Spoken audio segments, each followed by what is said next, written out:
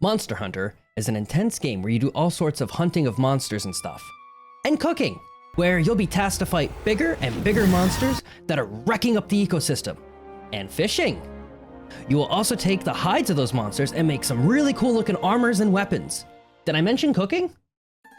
You're gonna be accompanied by a truly amazing, odd-looking cat friend named Apalico. They're gonna assist you in everything, including cooking food for you. Now, I wouldn't say I'm the absolute 100% best at this, but I do know my way around the monster hunters. Considering I have damn near close to at least 1,000 hours, I could say I know a thing or two about the game. Welcome to a beginner's guide to Monster Hunter for dummies.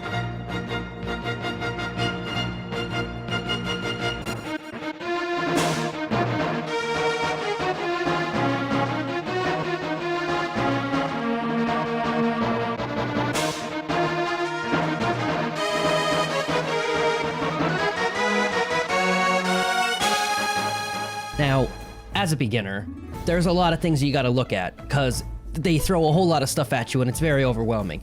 Where do you even start? What's with all these weapons? Well, fear not, my would-be hunters. I'm going to do my best to assist you in learning the game's at least core mechanics. I don't know too much about all the weapons, but I'm sure that there is a very handsome man with an insane bulging biceps. Today we're going over the Greatsword, Monster Hunter's most iconic weapon, well, aside from the sword and shield. What I can do, however, is teach you the core, the basics, the absolute, these are going to happen no matter what. Those things include, but are not limited to, foraging for items, such as herbs, and toadstools, and mining. Yeah, mining is in this game. Eating, very important. Very, very important. Do not ever skimp out on eating. I swear to God, I will find you. Crafting weapons, armor, and all sorts of other assorted things. Anyways, you created your character. And after the 1,000 cutscenes that I'm sure you probably skipped through and didn't even care to really pay attention to what was going on, you're just dropped into this game. Where do you go from here? You're in what's called a town, or the town hub, or the hub, or anything else that you want to consider it. Not hunting monsters, how about that? While you're in the town, there is a couple of things that you can do. The big ones are as followed. You can resupply your gear in your tent or your chest, depending on the game that you're playing. I'm trying to be a lot vague with this. It's not going to be that easy though. You can craft gear at the blacksmith. Very important. You should be keeping up on this as much as you can. And eating at the canteen, or just eating in general. Again, eating very important. This one's gonna be a little bit different, as the newer Monster Hunter game that comes out is a little bit odd in the way that they do crafting of your food. However, it still applies. The big things to know are to resupply your gear and eat. Crafting gear, yes, it's important. And you should always try to be like a hermit crab and constantly change your gear around, mostly just to keep up with monsters as they get stronger, but more on that to come. So, you accepted your first quest to hunt a monster. What should you do now? Do you just jump right in? Well, I mean, you can, but you might end up losing and, eating all those carts that you really don't want to do and failing the quest. So let's not do that. The first thing I suggest you do is check your inventory. Make sure that you have a full stock of potions and mega potions. If you don't know how to do those, well, sucks to suck. No. You should be supplied with potions almost all the time. You could easily buy them at the shop. You'll know when you have a full stock when the number is not white, so keep an eye on that. The following step is to make sure that you are completely buffed up. Go to the canteen, order whatever it is that gives you the biggest PP HP up as possible, and any other skills don't really matter at this point. Just trust me on this. Trust me.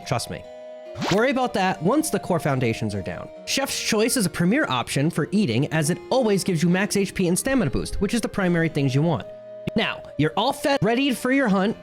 Now get out there and go hunt those monsters. What are you waiting for? Why are you waiting on me? What do you think I was gonna say? You're gonna have to also get familiar with your weapons. Did I mention that? Well, it comes with time. Always try to experiment though, as the early stages is where you could really get away with just playing with all the weapons and understanding which ones might be best for you. Again, I'm not gonna go over every single thing on what all the weapons do. I'll be here all day. Just find the weapon that suits maybe your playstyle and go from there. Now, gathering. And I don't mean the magic kind. This is something that you can do while you're out on the hunt. You could also do what's called an expedition, where you just roam around the map. You can just gather things there, and you're not tied down to your 3 cart per hunt quest for monsters. This means that you have a great chance to just identify and check out all of the monsters' patterns and skills, because you're basically playing an odd form of Dark Souls. I'm not going to elaborate. You just are. This is it now, just accept it.